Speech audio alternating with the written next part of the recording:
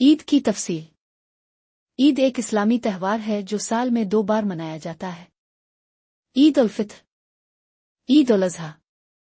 ईद उल फित्र ये ईद रमज़ान अल मुबारक के इख्तिताम पर शव्वाल की पहली तारीख को मनाई जाती है। इसे मीठी ईद भी कहा जाता है। ये रोज़े रखने के बाद अल्लाह की जानिब से इनाम के तौर पर आती है। अहम निकात। चांद रात को लोग खरीदारी और तैयारी करते हैं। सुबह फजर के बाद ईद उल फित्र की नमाज अदा की जाती है। सदका फित्र, फितराना दिया जाता है ताकि गरीब लोग भी ईद की खुशियों में शामिल हो सके। लोग नए कपड़े पहनते हैं, अजीज व अकारिब से मिलते हैं और मीठे पकवान खास तौर पर सुवाहें तैयार की जाती है। ईद उल अज़हा ये ईद इस्लामी महीने जुल्हिज्जा की 10 तारीख को मनाई जाती है और इसे बड़ी ईद व कुर्बानी की ईद भी कहा जाता है।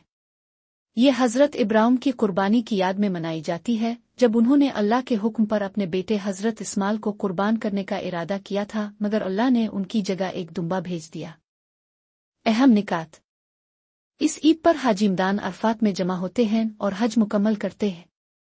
नमाज ईद के बाद कुर्बानी की जाती है, गाय, बिक्री, दुम्बा, ऊंट वगैरह। कुर्बानी का गोश्त 3 हिस्सों में तकसीम किया जाता है। एक हिस्सा खुद के लिए, दूसरा रिश्तेदारों के लिए और तीसरा जरूरतमंदों के लिए। दावतों और मील जौल का सिलसिला होता है और गोश्त से मुख्तलिफ पकवान तैयार किए जाते हैं। ईद का पैगाम। ईद खुशी, मोहब्बत, सखावत और बराबरी का पैगाम देती है। इस दिन मुसलमान आपस में गिले मिलते हैं, रंजिशें बैलाती हैं और जरूरतमंदों की मदद करते हैं ताकि सब ईद की खुशियों में बराबर शरीक हों। अगर आप मजीद तफसीलात जानना चाहते हैं तो बताएं। ईद पर जरूरी काम। ईद के दिन चंद ऐसे काम होते हैं जो इस्लाम में मुस्तहब, पसंदीदा और बाज वाजिब होते हैं। ये काम ईद की इबादत और खुशियों को मुकम्मल करते हैं। ईद उल फित्र पर जरूरी काम। सदका फित्र अदा करना।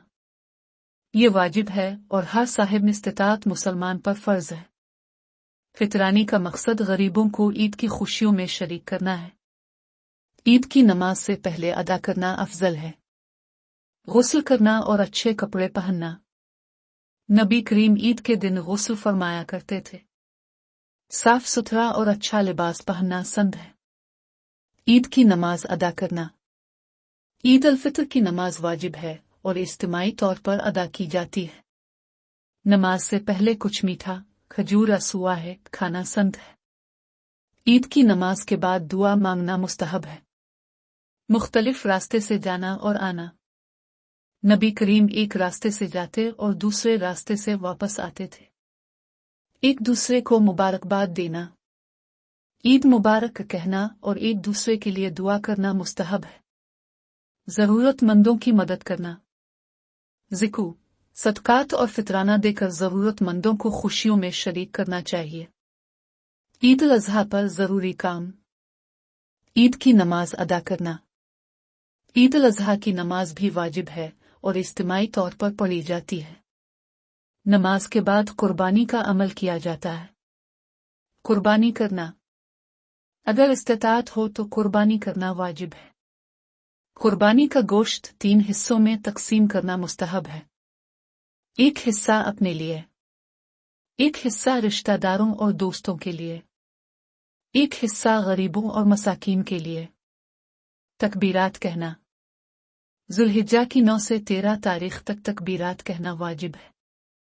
अल्लाह कबीरा, अल्लाह कबीरा, ले नले नलुआ अल्लाह व अल्लाह कबीरा, अल्लाह कबीरा और अल्लाह अलहमदा। गुस्ल करना और अच्छे कपड़े पहनना। साफ सुथरा लिबास पहनना और खुशबू लगाना संद है। ईद की खुशियों में सबको शरीक करना। गरीबों, यतीमों और जरूरतमंदों को खाने में शामिल करना मुस्तहब अमल है। ईद के दिन किया न करें। फितराना और कुर्बानी की रकम बचाने के लिए बहाने न बनाएं। नमाज ईद तर्क न करें।